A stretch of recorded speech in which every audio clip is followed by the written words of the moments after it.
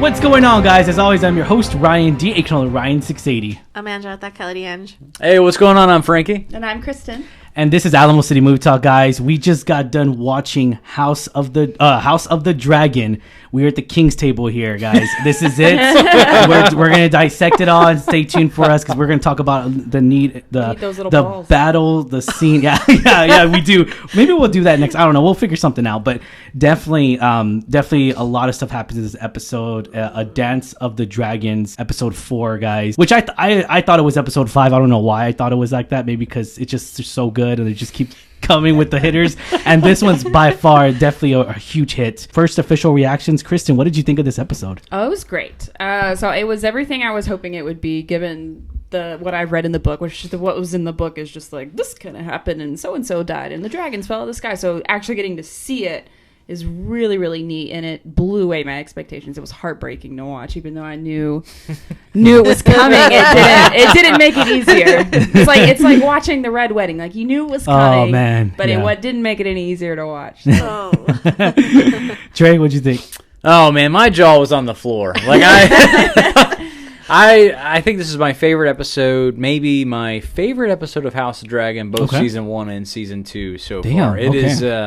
It was pretty up there for me. I thought it was pretty fantastic. Yeah. I know we're talking about spoilers, but like... Oh, yeah, we can mention anything, yeah. This is spoilers review, guys. Like the dragon review. Fighting is... That's why you come. That's why you showed up for this show. Finally, yeah. They delivered, and man, did they deliver. Like, you don't know when the dragons are going to attack. When they do, there's so much, like, Civil War within Civil War. So that's what made it so juicy, is like... Everybody's just dirty, man. Everybody's just dirty, and it's good. Nah, I got you. Angela, what'd you think? I loved it, too. I agree it's one of my favorite episodes so far, and I agree with Kristen. The dragon fighting is heartbreaking. It does not get easier. I'm sorry. We were talking off camera. Why do we care so much more about the dragons than the people? And I agree. I think it was so good. The battle scenes have always been great, but this really is one for the charts. Yeah, the build up was always been there. It's always been there since season 1. Since season 1, whenever the dragons and the peace and everything. I mean, we saw that. I would say the best episode of season 1 was Damien coming in and killing the Crab King at that time.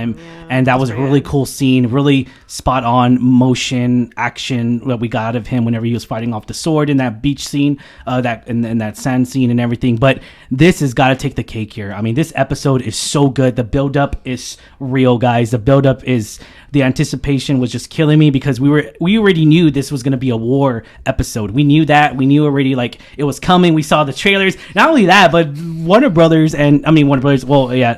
House of the Dragon Max was literally like posting the reels, the battle's coming, posting images that the battle's coming. Like, they really spot on. The marketing team did a great job on that, really anticipating that, because they know the fans and us, and maybe including themselves, was really anticipating this scene. We're really anticipating the war between dragons, because we never really gotten that far. It's always been dragons against the humans or dragons against the Crab King in season 1, and then now we finally got it, and we get a quick glimpse of just how brutal the scenes are. We saw that.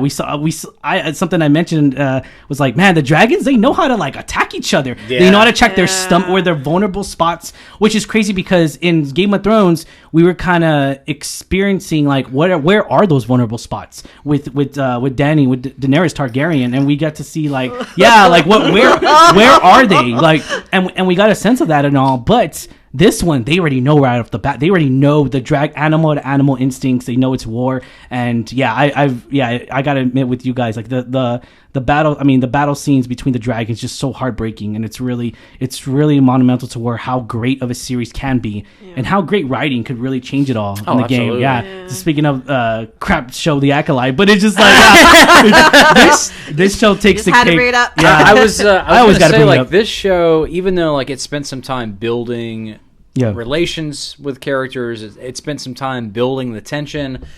These were not filler episodes. It did not waste your time with like just side missions. Like, everything that they did in the show mattered, and like when they delivered on that, which they did in this episode, everything mattered, and it was ultimate. And we still have a ways to go, but it's just That's what makes television so great, or this show so great, is that they do that. It's fantastic. And even more so, like the fans, even when season 1 came out, I mean, that anticipation was really killing everybody, including myself. Was that, is it going to live up to Game of Thrones? Is it going to live up to the hype of Game of Thrones? But also, is it going to bring fans back from the horrible the last season of Game of Thrones and everything? Whether you liked it or not, I like certain episodes. Yeah. I wouldn't say it's, I mean, people say that's the worst season ever. That's fine. That's your opinion. But at the end of the day, you still came and watched House of the Dragons. I'm pretty sure 9 times out of 10, everyone I know who watched Game of Thrones were like, House of the Dragons better.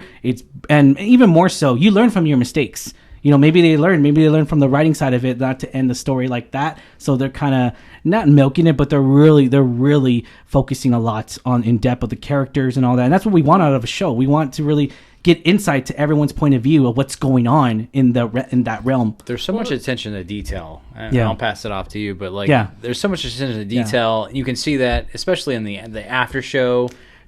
Part of House of Dragons. Oh, I love just it. Them I talking watch it. about like everything. Like they cared so much cool. about the dragon locations and people and exactly what they were saying, every word, and it's beautiful. Yeah. The dragon CGI is so cool. Like I love it. I love how it's so monumental, and I love watching behind the scenes because literally, again, we talked about the last episode or 2 episodes ago when or the premiere date when it was like, the saddle's the only thing that's real, and then like everything else is CGI, and they kind of like just embody it all, and they kind of create it from the in a way to where like every dragon's different, and it takes a lot of work because the like sketch artist is here, and it takes a lot of where you get it from. But I'll leave it up to our House of the Dragon expert, Kristen. I mean, talking about the season being really good is because we have source material. Like, the show Game of Thrones fell off the wagon whenever it just started making up its own stuff and not being true to the characters. So I appreciate the showrunners not only taking the source material and expanding on it and fleshing it out and really giving us the chance to get to know these characters and love them and give them a purpose. Like, for instance, Aegon II, like, we believed that, like, it wasn't he just, like, was like, well, you guys, I'm gonna go and join this battle. Like, we saw that build up, we saw this tension, we could see on his face his thought process and everything, and we believed that when he went out to war it made sense and it was believable, so it was really good. I will say I was of course really sad to see Rhaenys and Meleys. That was my favorite dragon too, because it always looked like Drogon. She's very similar to Drogon. So it was heartbreaking to watch that dragon die in the way that it did, with like basically choking on its own blood. And that was brutal. I even called it really intense. But that is taking source material and expanding it in a way that makes sense and is beautiful and is heart wrenching and is why we watch Game of Thrones.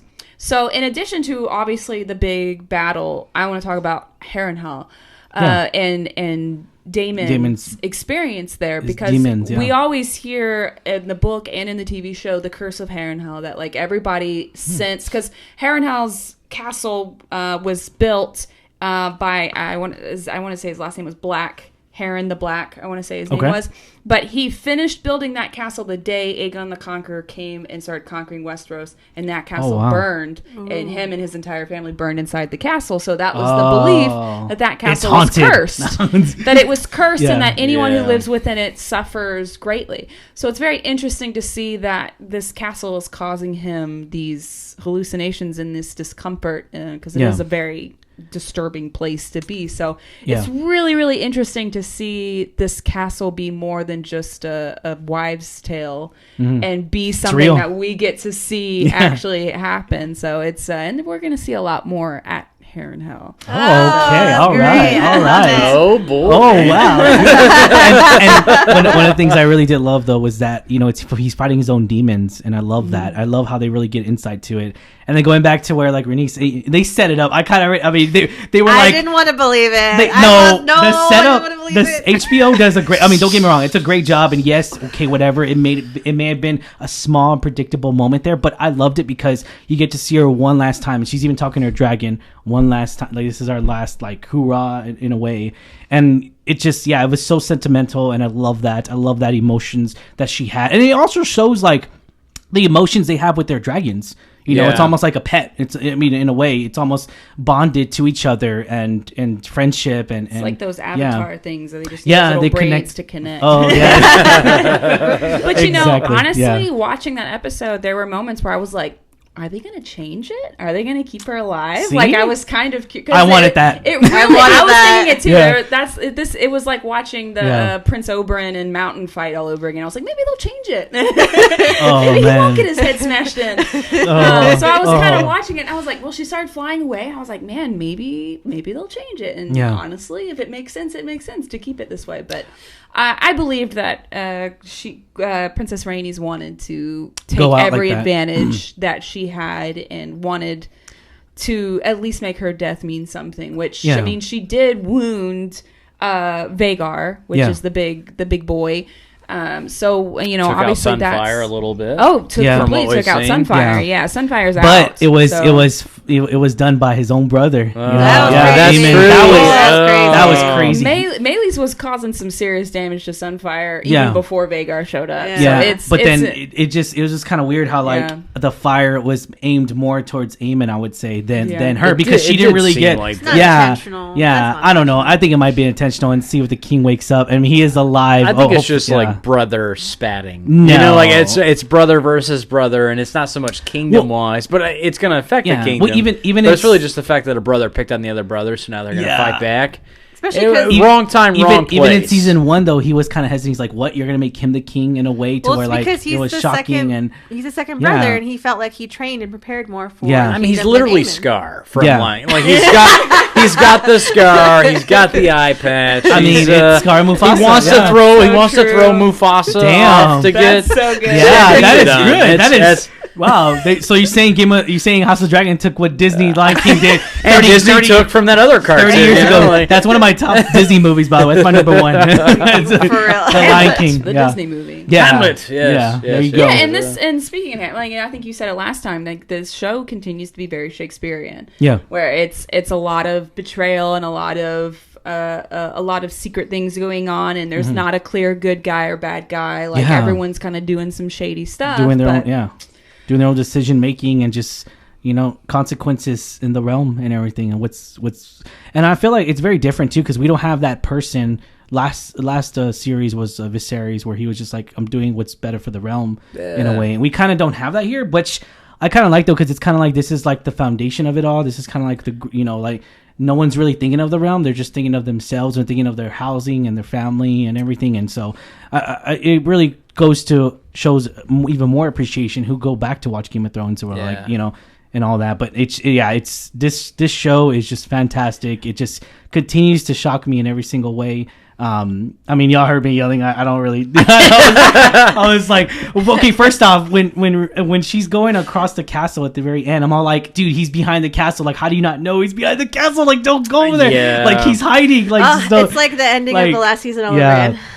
where he clears the sky, clears the storm. And it was there, clear, but it's it's not. Yeah, exactly. And I felt, and I don't know. I kind of felt like that maybe she knew he was there too. Like it was just like, okay, that's it. This is it. She went out still fighting. That's an interesting. She went out fighting. You mentioned Viserys from season 1. I feel like him and Sean Bean's character. Forgive me on his name. You'll have to fill me in. Ned Stark. Ned Stark, but like they were the glue holding each of their kingdoms together, and now that they were gone, obviously chaos ensued. So you can kind of see that now with this season. Now that he's gone, chaos is definitely taken. So knowing we did get a little bit more Sir Criston Cole in here in the battle scene, how much do you want to think that he is so more depressed now more than ever, because he's really taking a toll on himself. He has guilt.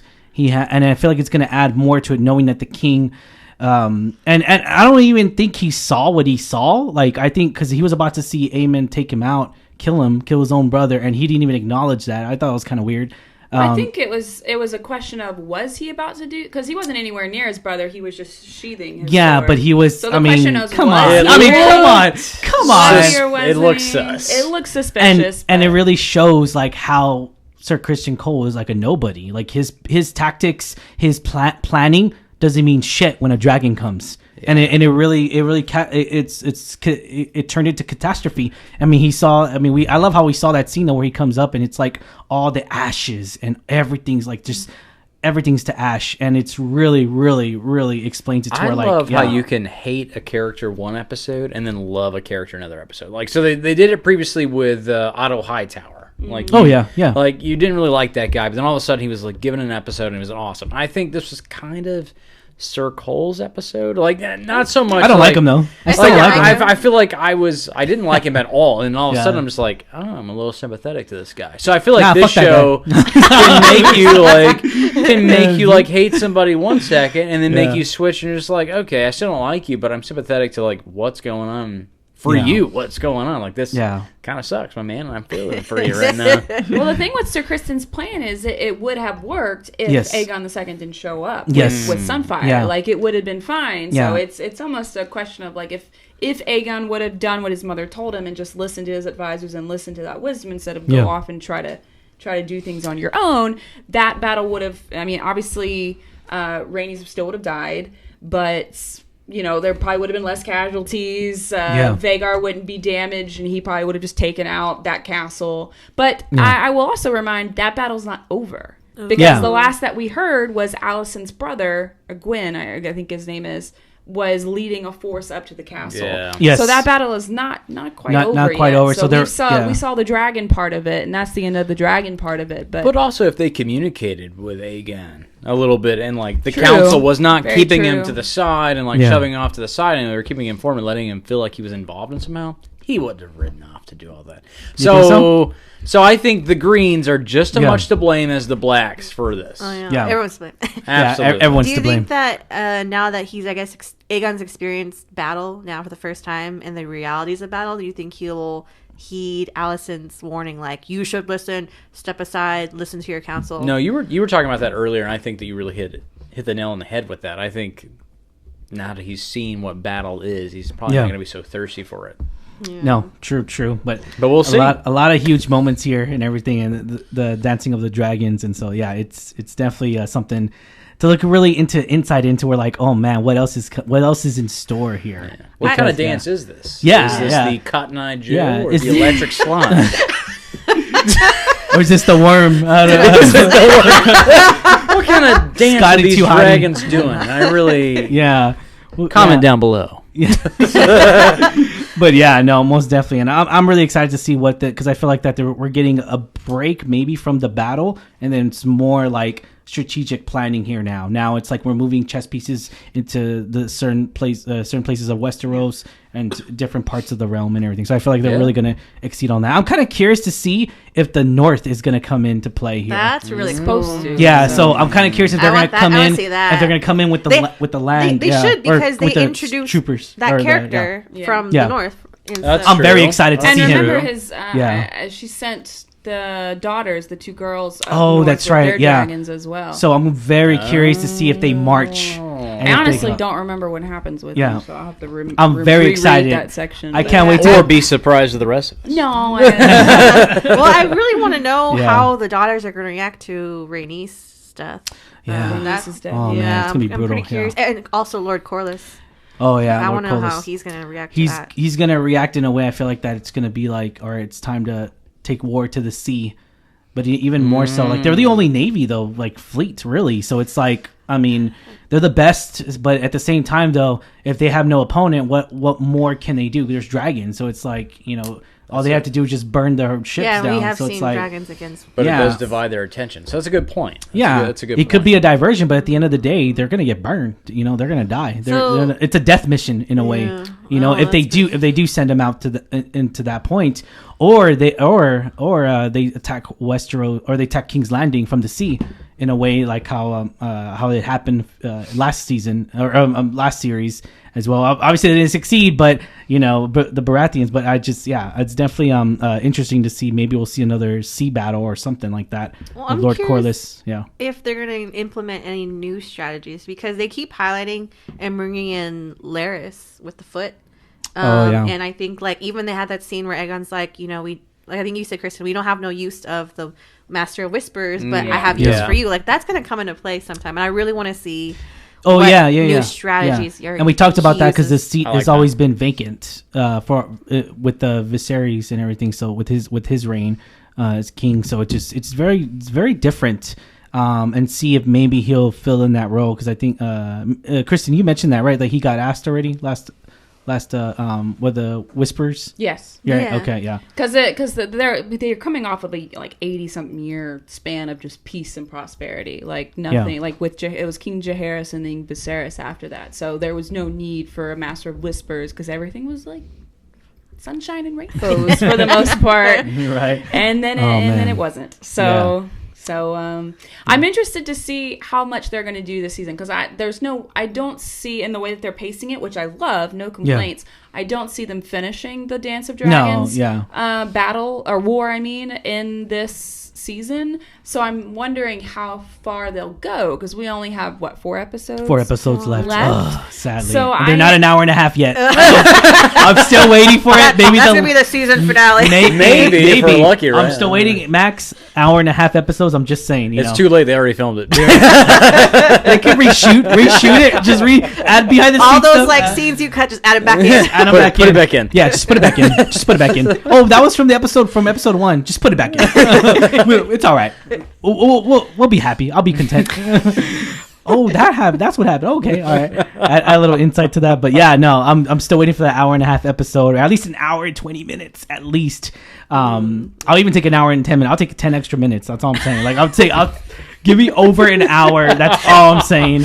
And yeah, I'll just leave it at that. But I'm truly, truly excited to what this season upholds and everything. But yeah, I'm kind of curious too where they're going to end it at. So let's think about predictions then. So I predict they'll be kind of like how the last 2 episodes were, where it was build up and then half build up and then big moment. I feel like that's going to be the next 4 episodes with 1 episode of just build up, half an episode, and then end on something big. I think we need some time to digest what just happened. I was like, so I think they'll let the characters digest it with the audience a little bit. Okay. So maybe like an episode and a half of digestion, and then boom, we need some more. I feel like the next episode, because we did get a glimpse already, is that Damon's really going to be like, knowing that someone already died, he's going to really push for, we need a ground assault now. Like, he's really going to push for that army. And somebody died on his side. So. Yes, exactly. So I think the pressure's on now for Rhaenyra, but pressure is on because like someone already died on their side who was her trusted counselor and everything. So it's Damon's just been like sleeping in this haunted house this whole time. Hallucinating, drinking too much, talking to this lady who's apparently an owl. The witch.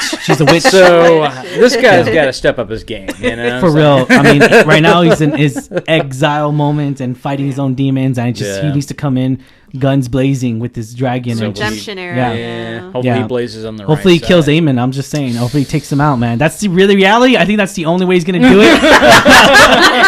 I think that's the only way it's gonna happen.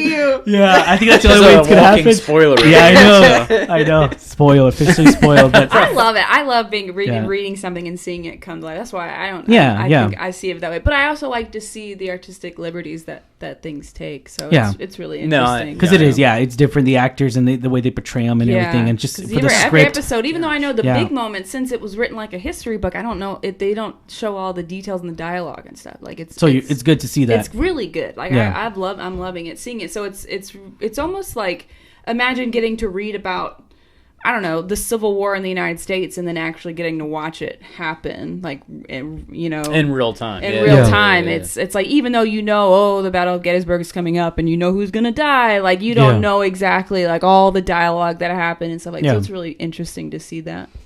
Yeah, no, I'm a fan of documentaries like that, and even movies like the Alamo movie with Dennis Quaid, Patrick Wilson. I love that. Because we are in San Antonio. I love that movie.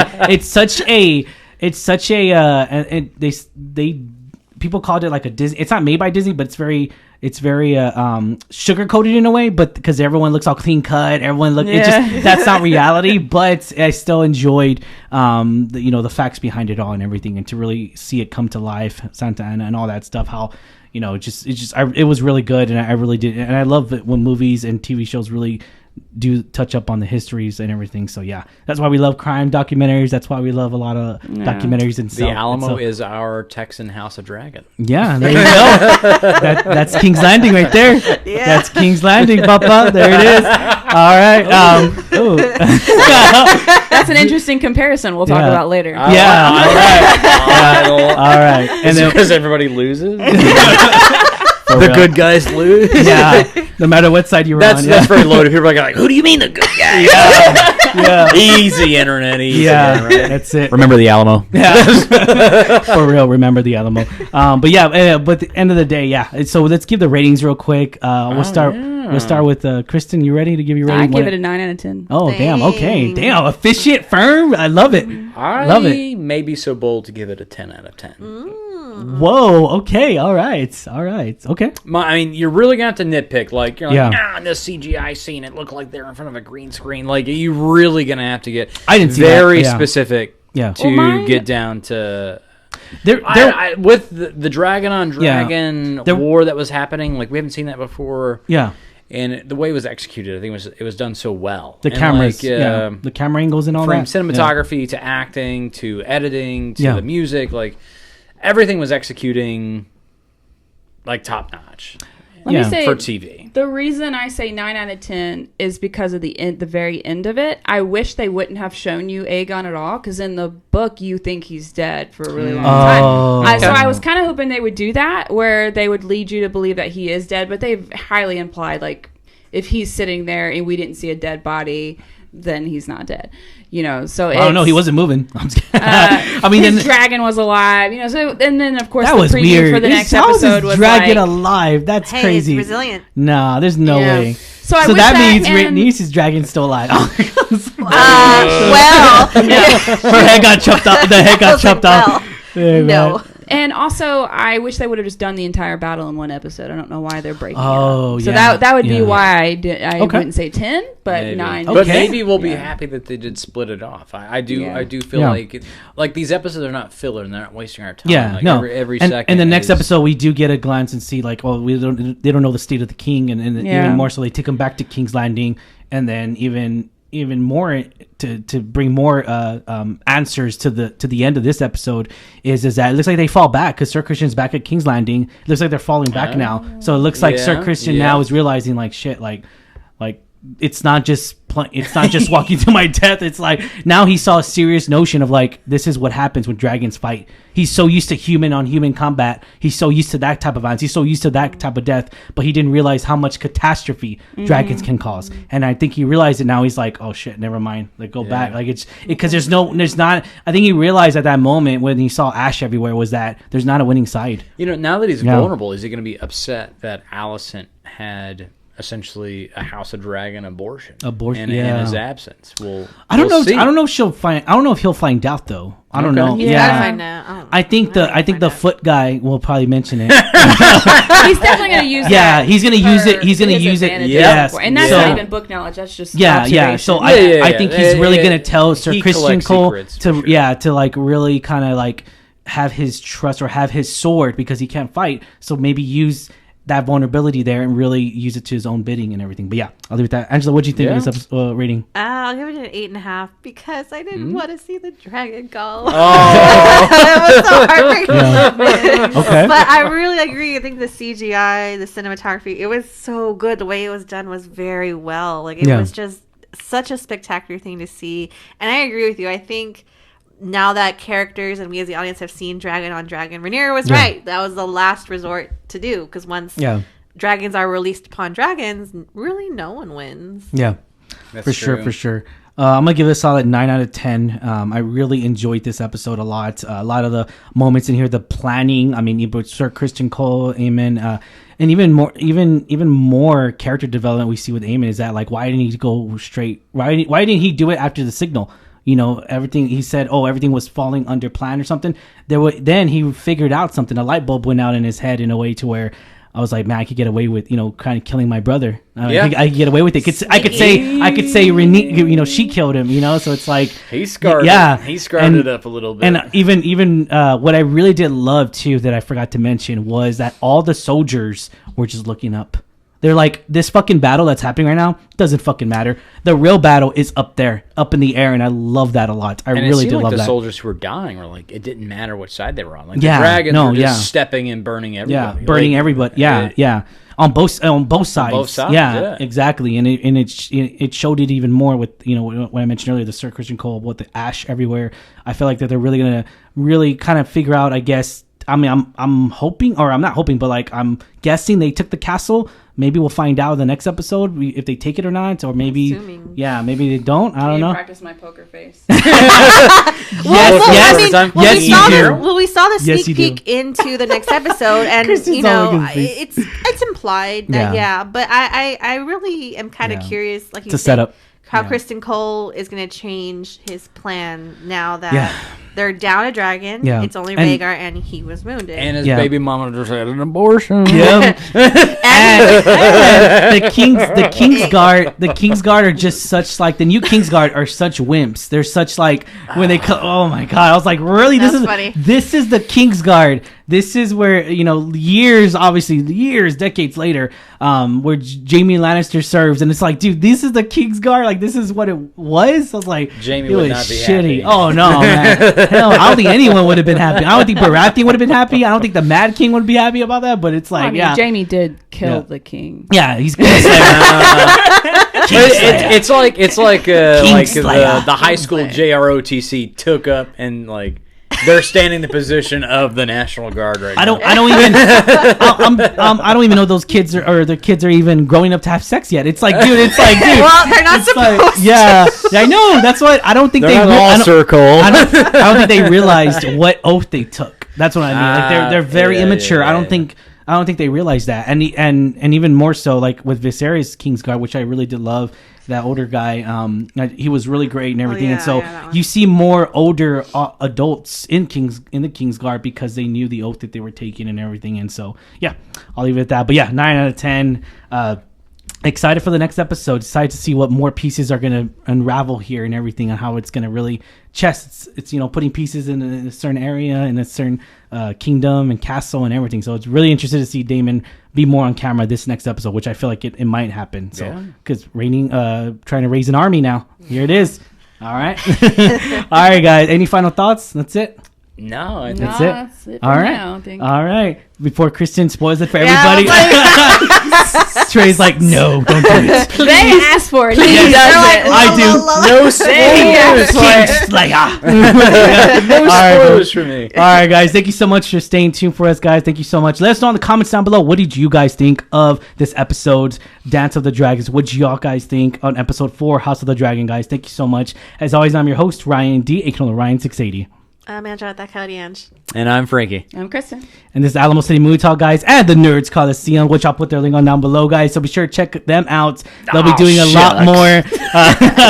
They'll be doing a lot more theme podcast stuff, which we are really excited for. So can't wait to get you guys back on the road again. And so we're really really excited to see what more is in store for you guys, us, and everything. So about to set up our new studio. There you go.